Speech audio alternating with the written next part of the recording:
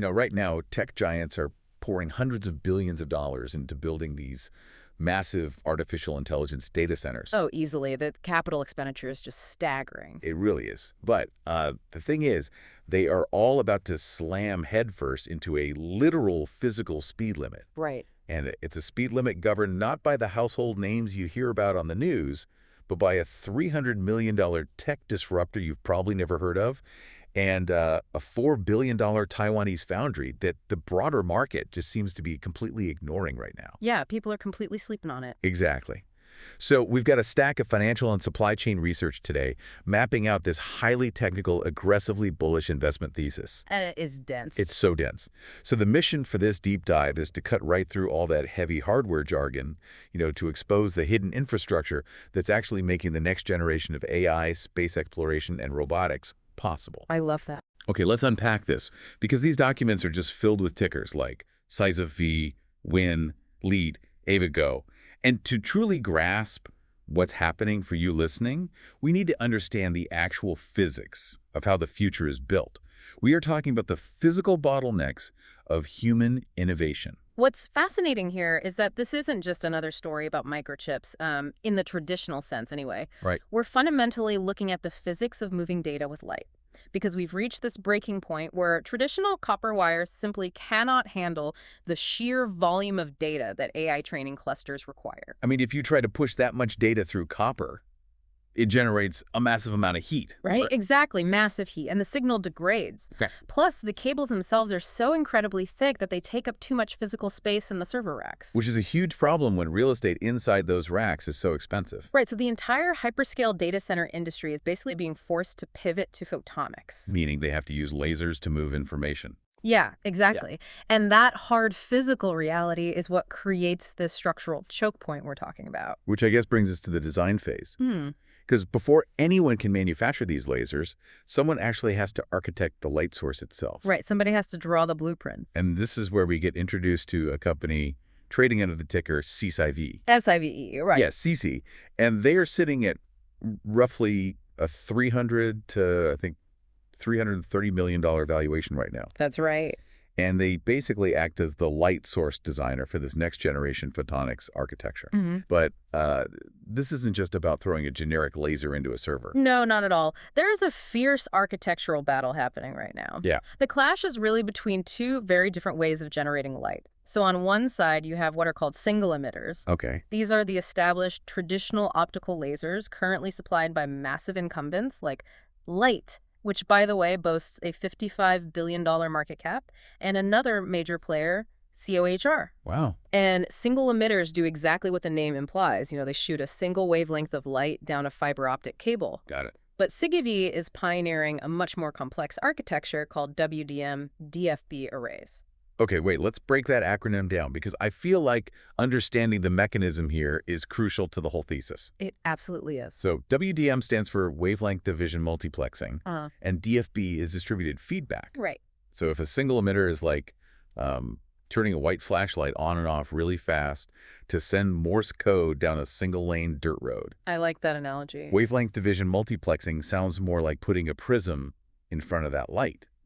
So you split it into red, blue, green, and yellow, and you send 4 different distinct signals down the exact same glass thread at the exact same time without them interfering with each other. It's like building a massive multi-lane fiber optic superhighway. That is exactly the mechanism. Yeah. By multiplexing different wavelengths, you just multiply the data capacity of a single physical fiber. And the DFB, the distributed feedback part, is essentially this microscopic grating built into the laser that acts as an ultra-precise filter. Oh, so it keeps the color separated. Exactly. It ensures that the red signal stays perfectly red and the blue stays perfectly blue, keeping the wavelengths incredibly stable so they don't bleed into each other and corrupt the data. Which means you are cramming massively more data down the exact same microscopic footprint. Yes, which perfectly solves that physical space constraint in the server rack we talked about. Right, but the data shows this isn't a winner-take-all scenario where one technology completely kills the other, right? No, it's not. The industry actually needs both, and it's split entirely by how these hyperscalers choose to build out their infrastructure. Right, the whole scale-out versus scale-up debate. Exactly. So you have scale-out, which is where a tech giant just horizontally strings together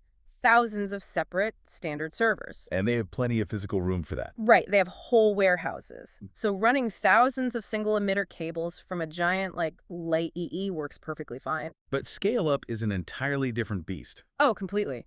Scaling up means building a hyperdense supercomputer cluster like NVIDIA's massive NVLink server racks, where thousands of GPUs are practically stacked on top of each other, acting as one giant unified brain. Yeah, the density is insane. And in a scale-up architecture, you are severely constrained by physical space.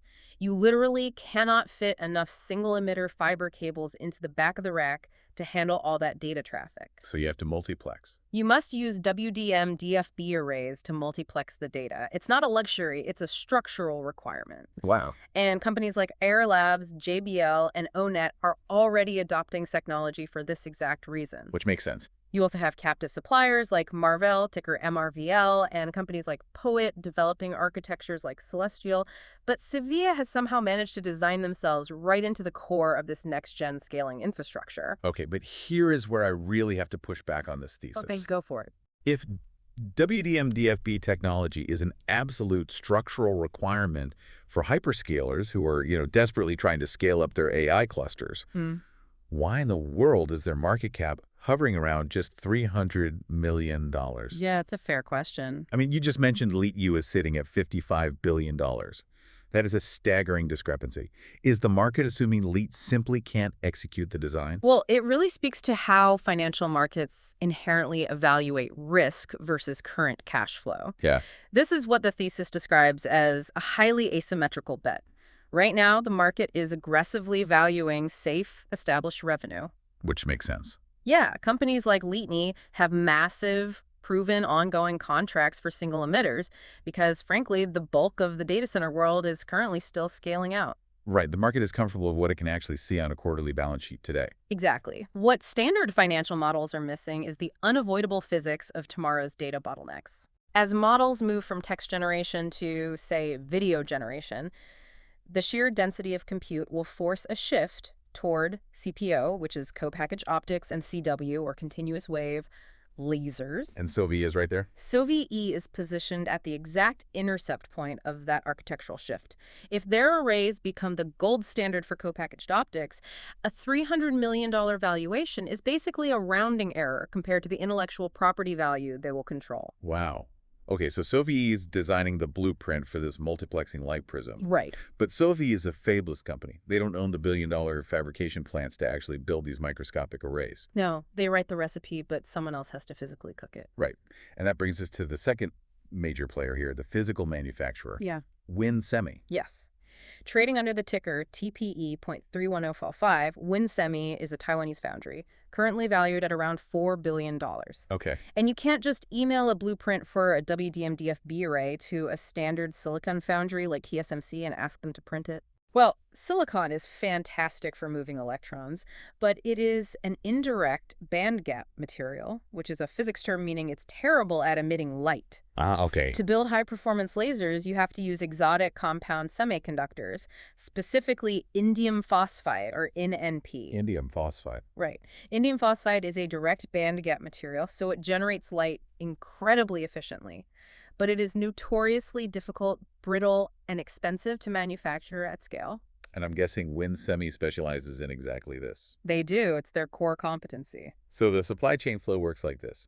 SIVE engineers the blueprint for the light source. Yep. WinSemi physically manufactures those microscopic indium phosphide lasers at scale. Exactly. Then those physical components are shipped to Ayar Labs, who packages them into their supernova optical system. Right. From there, it goes to JBL, ticker JBL, for the final motherboard assembly, and then directly into the hyperscale data centers. You nailed it. And WinSemi isn't just capturing the manufacturing for SIVE either. Oh, no, they are the primary indium phosphide foundry for a massive swath of the fabless laser market, including MTSI and Broadcom, trading as AVGO. Wait, Broadcom uses them? Broadcom is actually WinSemi's anchor client in this space, to the point where Broadcom owns roughly a 5% equity stake in WinSemi. Wow. When a $600 billion titan like Broadcom takes a 5% ownership stake in your $4 billion foundry, I mean, that is a massive structural validation of your manufacturing mode. It's huge. But again, it raises the question, why is WinSemi only valued at $4 billion? Yeah, that's the multi-billion-dollar question. The analysis points to this massive legacy drag. Historically, WinSemi's primary business wasn't AI lasers at all. It was building radio frequency components for smartphones. Right, working with companies like MediaTek, Qualcomm, and Apple. But over the last few years, the global smartphone market has completely saturated. I mean, people aren't upgrading their phones nearly as often. No, they hold on to them for years now. So that legacy smartphone business has been acting like a parachute, just dragging down their overall financials, very similar to the dynamic we've seen with another company, SiriOI. Exactly. And the critical inflection point identified in the data is that WinSemi is finally bottoming out of that smartphone drag. The parachute is unclipping. Yes. Their optical technology division, the indium phosphide manufacturing for AI, is aggressively taking over as their primary growth vector. They're transitioning from a slow-growth mobile supplier to literally the bottleneck of the AI revolution. That's exactly it. So what does this all mean for you listening to this right now? Let's bring this back to the absolute center of the AI boom, NVIDIA. Right, NVIDIA. NVIDIA is selling the fundamental compute engines, but NVIDIA doesn't care who makes the lasers that connect their GPUs together. Not at all. They don't care if the laser comes from LITE, 2HR, or C of A. They just care that there are enough of them to keep their scale-up architecture running at maximum speed. And they need a lot of them. They do. And the data here points to a stark reality. There are not enough. The industry is staring down a severe shortage of optical components. If we connect this to the bigger picture, the entire industry is currently facing a massive forced upgrade cycle to 800 grams, 1.6T, and eventually 3.2T optical transceivers. Okay, those numbers represent throughput, right? 800 gigabits per second, jumping to 1.6 terabits, then 3.2. That's insanely fast. And you cannot achieve those speeds without advanced indium phosphide manufacturing. WinSemi is effectively acting as the crucial NNP foundry for this entire transition. Wow. If WinSemi cannot manufacture these optical components fast enough, the entire global AI scaling roadmap gets delayed. They are literally a physical toll booth on the highway to artificial general intelligence. That's wild. But, if WinSemi only supplied AI hyperscalers, justifying a massive re-rating from a $4 billion market cap would be incredibly straightforward. Oh, absolutely. But the thesis claims their strategic positioning exceeds far beyond just AI. It does. And the causality here is fascinating. Why would a data center supplier suddenly be critical to two entirely different frontier industries? Well, because it comes down to that exact same physical constraint, the extreme difficulty of manipulating light in demanding environments. Right. So industry number 2 is space. WinSemi sits right in the optical supply chain for SpaceX Starlink's low Earth orbit, or LEO, satellites. Yeah, and low Earth orbit satellite networks like Starlink, they don't just beam internet down to Earth. No. No, they actually have to communicate with each other in the vacuum of space to route traffic efficiently. Oh, interesting. They do this using optical inter-satellite links. It's a literal mesh network of lasers firing between satellites that are moving at thousands of miles an hour. That sounds impossible. Right, and that requires incredibly precise, durable photonics manufacturing, which is the exact core competency WinSemi has built its moat around. Okay, so that's space. Yeah. And then there is industry number 3, autonomous robotics. Yes. Win acts as the gallium arsenide, or GaAs, foundry for TOF time of flight lasers. And time of flight is how robots physically perceive the world. A sensor pulses a laser out into a room, measures the exact fraction of a nanosecond it takes for that light to bounce off an object in return, and uses that data to render a high-resolution 3D map of its surroundings in real time. It's basically their vision. Right. Without time-of-flight lasers, an autonomous robot is blind. And the research specifically maps this supply chain directly to the, quote, body and eyes of humanoids, pointing towards systems like Boston Dynamics' Atlas robot. Yeah, and gallium arsenide is another exotic compound semiconductor, similar to indium phosphide. Right. It's exceptionally difficult to manufacture at scale, but it is absolutely mandatory for these high-performance optical sensors. Wow. So you have 3 distinct, massive industries AI data centers requiring continuous wave lasers, LEO satellites requiring optical mesh networks, and humanoid robotics requiring time-of-flight sensors. And they all need WinSemi. Exactly. Yeah. And the underlying demand curve for all 3 is projected to go parabolic almost simultaneously. Okay, but here's where it gets really interesting. Because looking at this layout, my immediate reaction is actually concern. Concern? Why? Well, If one $4 billion foundry in Taiwan is acting as a semi-monopoly choke point for the communication web of global satellite internet, the eyes of our humanoid robots, and the lightspeed highways of our global AI infrastructure, isn't that a massive, glaring vulnerability? Yes. I mean, we are relying on one manufacturer to clear the physical bottlenecks for the three most important frontier technologies of the decade. Well, from a global infrastructure perspective, it is absolutely a massive single point of failure. Right. If anything disrupts the production lines, the ripple effects across tech would be devastating. Yeah. But, and this is key from an investment perspective, that exact vulnerability is the core thesis. Interesting. It is the reason the analysis projects what it calls the largest TAM expansion out of almost any foundry. TAM being total addressable market. Right. The structural importance of WinSemi is being compared directly to TSMC. Just as TSMC became the undisputed trillion-dollar behemoth that prints the world's standard silicon logic chips, WinSemi is quietly positioning itself to be the TSMC of photonics. It's a structural monopoly hiding in plain sight. Which brings us to the financial takeaway. We've looked at the underlying physics, the transition from copper to light, and the massive scale of the industry is completely dependent on these exotic materials. Yep. So what do the actual numbers look like? Well, the forward earnings projections for WinSemi in 2027 are currently trading in the roughly 35x range. Okay. Now, 35 times forward multiple assumes a very healthy, aggressive growth rate for a standard tech manufacturer. But the argument here is that this multiple is heavily sandbagging the reality of the situation and that it will actually end up looking dirt cheap. Right. So let's look at why financial models tend to sandbag or, systematically underestimate companies in this specific position. Please do. Traditional financial modeling relies heavily on historical data. Analysts look at WinSemi's past 5 years, which were heavily weighted by that saturating smartphone market we talked about. Right. The legacy drag. Exactly. And they project a slightly steeper growth curve based on AI buzz. But standard financial math simply breaks down when trying to compute an explosion in 3 unprecedented frontier markets simultaneously. It just can't handle it. No.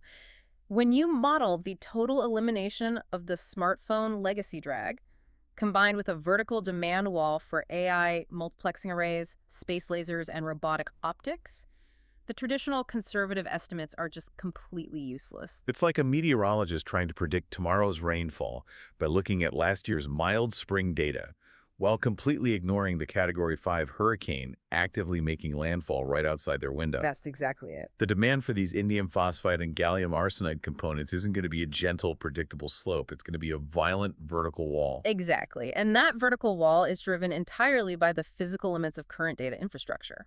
As AI models scale exponentially, moving from generating text to rendering real-time, interactive, high-definition video, the data bottlenecks become the solitary constraint holding the hyperscalers back.